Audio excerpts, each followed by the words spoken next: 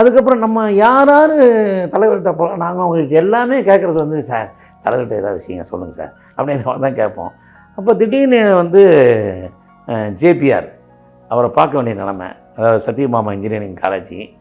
அவர்கிட்ட நான் வந்து மேடையில் பேசும்போதெல்லாம் நான் கீழே நின்று வேடிக்கை பார்த்தவன்.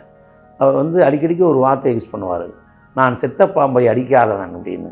செத்த பாம்பை அடிக்காதவன் எதுக்கு அவர் சொல்கிறான்னு கேட்டிங்கன்னா, அதாவது என்னுடைய வீரமெல்லாம் வந்து நான் எதிராளியை கொள்றவன் என்னை விட வீரமாக இருக்கணும் அப்படின்னு நினைக்கிறவர் தான்.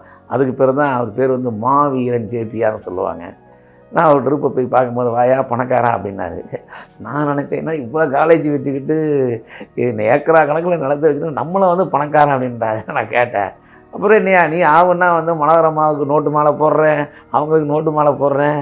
இல்லைங்க சார், நாங்கள்லாம் வந்து வளர்ந்து வர நடிகர், அவங்களாம் போய் நிற்கும் போது அவங்கள சந்தோஷப்படுத்தணும், ரெண்டாவது அவங்க மனசுலேயே நாங்கள் நிற்க முடியாது, தான் பண்ணுறது. சரி ஓகே